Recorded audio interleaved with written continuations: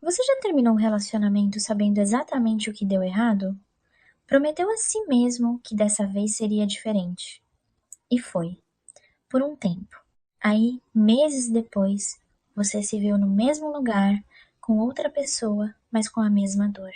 A mesma sensação de não ser suficiente, ou de nunca ser realmente visto, ou de sempre precisar provar alguma coisa. E a pergunta que fica, e que você talvez nunca tenha feito em voz alta, é: por que eu continuo escolhendo isso? Não é falta de amor próprio, nem burrice, nem destino. Existe um mecanismo dentro de você, um viés específico, que opera silenciosamente antes de qualquer escolha consciente. Ele age antes do gesto. E hoje você vai entender exatamente como ele funciona. O cérebro humano processa cerca de 11 milhões de bits de informação por segundo.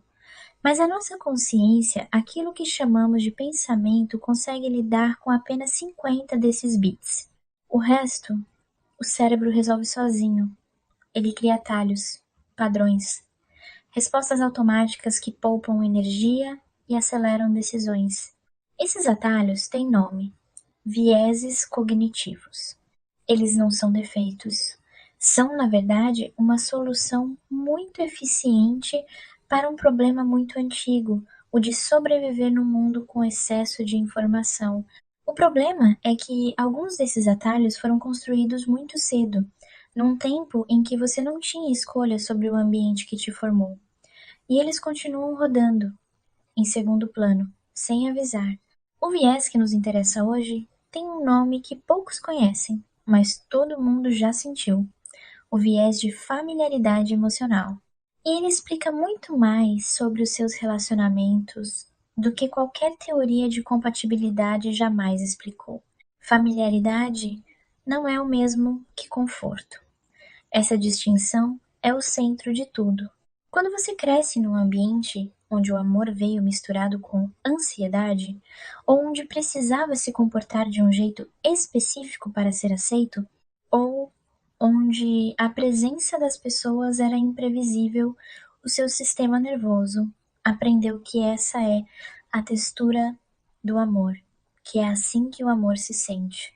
Não porque era bom, mas porque era conhecido. E o cérebro, de forma muito eficiente, usa o que conhece como referência para avaliar o que é seguro.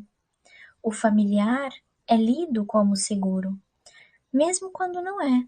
Então, quando você encontra alguém que tem uma dinâmica emocional parecida com o que você viveu, mesmo que conscientemente você não queira repetir isso, algo no seu sistema interno reconhece aquele padrão e sinaliza: isso parece certo. Não é atração apenas, é reconhecimento.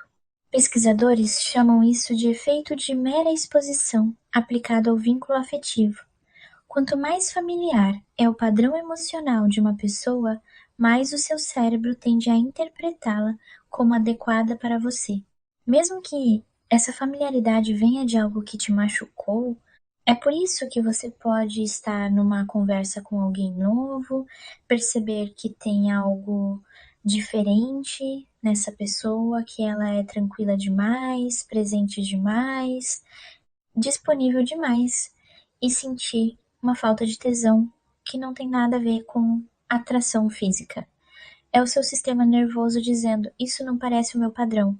E aí você segue em frente para alguém que acende aquela tensão familiar, que te faz sentir que precisa conquistar, ou provar, ou esperar. E chama isso de química. Você está começando a conhecer alguém.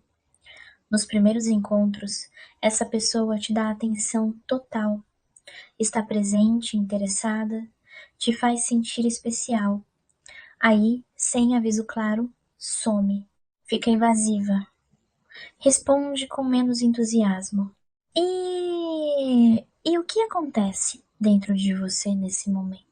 Se você cresceu num ambiente onde o afeto era inconsistente, onde às vezes tinha amor e às vezes não, sem uma lógica clara, O seu sistema nervoso não vai interpretar essa evasividade como um sinal de alerta.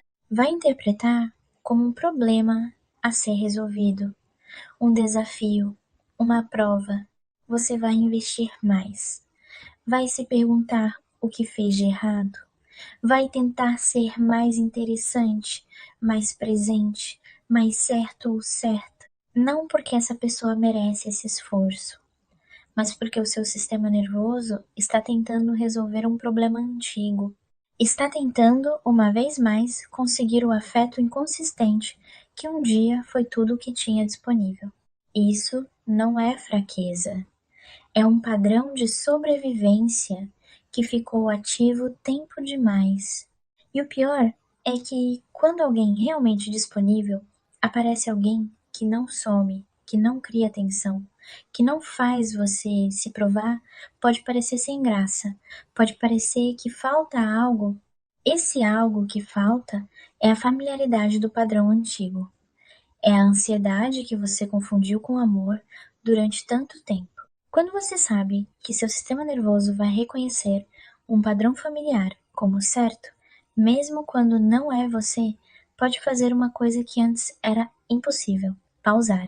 Não para suprimir o que sente, mas para perguntar: o que exatamente estou sentindo aqui? Estou atraído por essa pessoa ou estou atraído por essa tensão que eu conheço? Isso parece simples. Não é, porque estamos falando de reprogramar uma resposta que seu sistema nervoso levou anos construindo, que foi, num determinado momento da sua vida, uma solução inteligente para um problema real. A psicóloga Sue Johnson, uma das maiores pesquisadoras em terapia do vínculo afetivo, fala sobre como os padrões de apego formados na infância criam um mapa interno de como o amor deve funcionar. Não um mapa consciente, um mapa emocional, sensorial que opera abaixo da linguagem. Mudar esse mapa não exige que você se torne outra pessoa. Exige que você se torne mais consciente da pessoa que já é.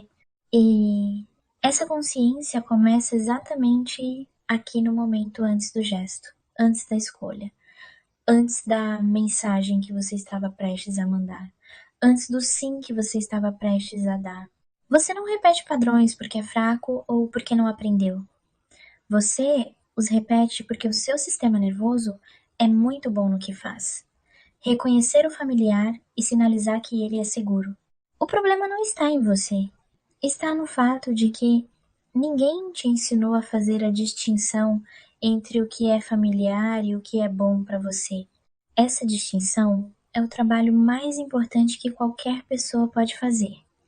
Não é fácil, mas é possível. E começa com um tipo de pergunta que você provavelmente nunca tinha feito antes de hoje. Da próxima vez que sentir aquela atração intensa por alguém, aquela sensação de que tem algo especial acontecendo, pare um segundo, não para se sabotar, para se perguntar: isso é conexão ou é familiaridade?